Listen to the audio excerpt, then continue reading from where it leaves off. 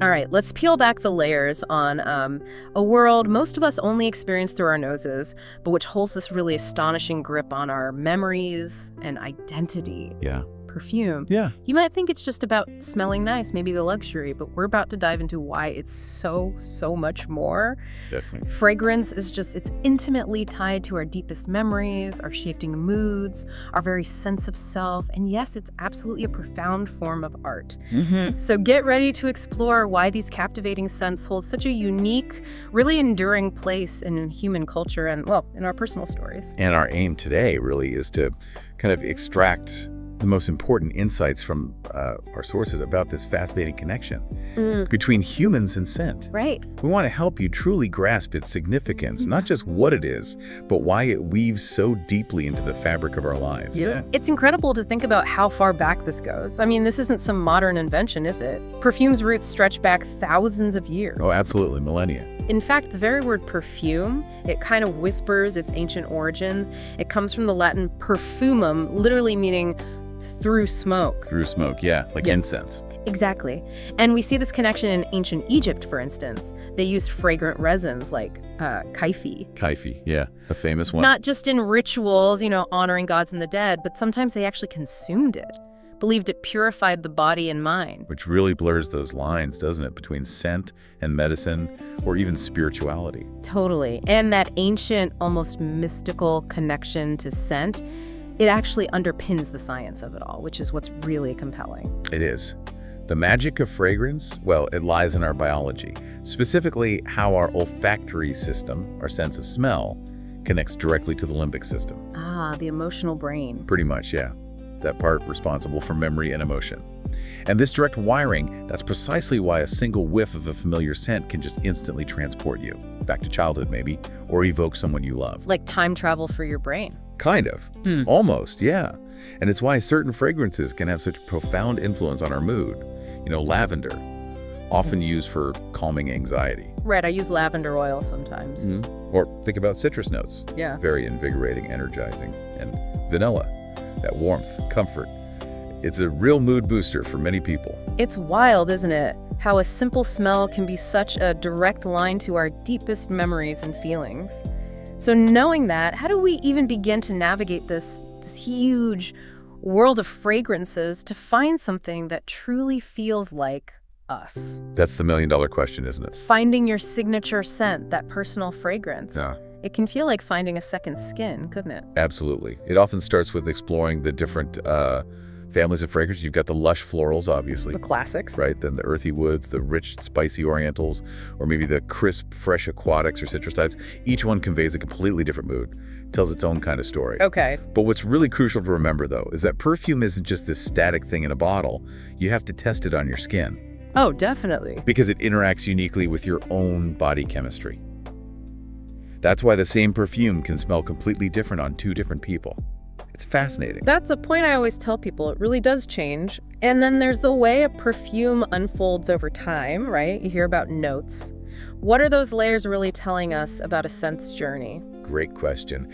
Yeah, for anyone familiar with fragrance composition, a scent isn't just one single aroma. It's more like an evolving narrative. Like a story unfolding. Exactly. It unfolds in layers, much like, say, a piece of music. You have the top notes first. These are the lighter, more volatile molecules. Think bright citrus, maybe fresh herbs. First impression. That's it. They hit you immediately, but they fade relatively quickly. Then the heart notes emerge.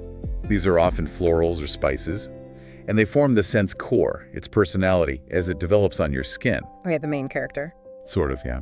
And finally, the heavier, more tenacious base notes, things like woods, resins, musks, they anchor the fragrance. They linger for hours, sometimes even days, as they slowly evaporate. That's the lasting memory. Oh, okay. Perfumers, they engineer these layers very deliberately to tell a complex story over time. That deep biological connection we talked about, and in the way scents unfold, it really brings home how intensely personal perfume is. How it's interwoven with our identity. You must have some great examples of this from your research. Well, we certainly do.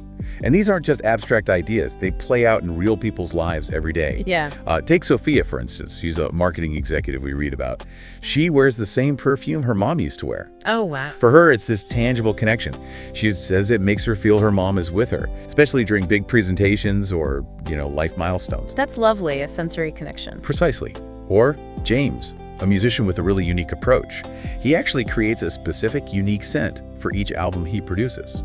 Yeah, and later, just smelling that specific perfume takes him right back to the exact mood and mindset he had while crafting that particular music. It's like a sensory time capsule he built for himself. That's such a creative way to recall a specific mental state. Really interesting. Isn't it? And then you have Layla, an entrepreneur. She switches perfumes with the seasons. A crisp, fresh citrus in summer, then transitioning to maybe a deep, warm amber in winter. I know people who do that. Right. And she sees it as literally marking different chapters in her life story through scent. That makes sense. And one more, Emma, a student. She uses perfume to quite literally experiment with her identity, expressing different facets of herself, maybe elegant one day, rebellious the next, without saying a single word. It's silent language. Exactly. A silent language of self-expression. Those stories really do underscore that perfume is so much more than just, a pleasant smell. It really is a true art form. When you think about the perfumers, the noses, as they're called, they're like composers or painters, aren't they? Meticulously blending dozens, sometimes hundreds of ingredients.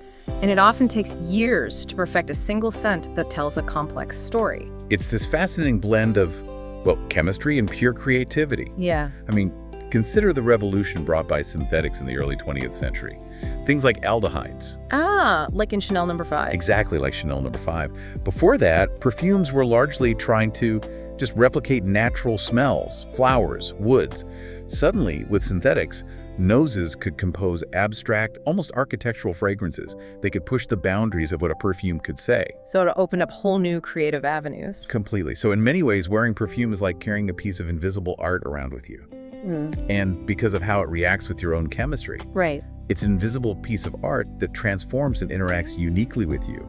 It becomes part of your personal expression. That brings up a great question then. What's next for this invisible art form? How is technology shaping the future of fragrance? Are we seeing changes? Oh, absolutely. The future of fragrance is being profoundly shaped by innovation right now.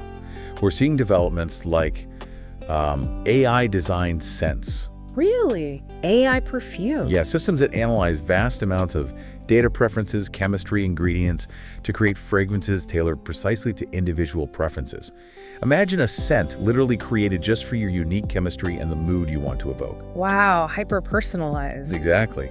And there's also a huge movement towards sustainable perfumery. Much more focus on ethically sourced ingredients, reducing waste, and using eco-friendly packaging. Consumers are demanding it. That's good to hear. Important. Very. And perhaps most dynamically, we're starting to see adaptive perfumes emerge. Adaptive, what does that mean? These are cutting-edge scents designed to actually change based on factors like your body temperature or maybe even biofeedback linked to your mood. Get out. So it could smell different if you're stressed versus relaxed. Potentially, yes. Offering a truly dynamic and personalized scent experience throughout the day. It's still early days, but very exciting. That sounds incredible. So as we kind of wrap up this exploration, it's just crystal clear that perfume, despite being literally invisible, is profoundly unforgettable. It connects us to our past in these deeply personal ways. It can effortlessly enhance our present mood, and it leaves an impression, an invisible signature that can linger long after we've left a room. It's a silent, powerful storyteller. It really is. And this brings us to maybe a final thought for you, the listener, to ponder. We invite you to consider your own relationship with perfume. Yeah. Do you have a signature scent that truly feels like you? Can you recall a specific memory that just comes flooding back with a certain fragrance? A childhood home, a person? And maybe think about your current favorite scent. What does it say about who you are right now in this chapter of your life? You might just discover that perfume tells your story more powerfully than you ever realized. Absolutely. A great prompt. So the next time you reach for your favorite fragrance, just take a moment, pause, breathe it in, and really appreciate the unseen power it carries. The story it tells about where you've been, who you are now, and maybe even how you want to be remembered, it's quite something.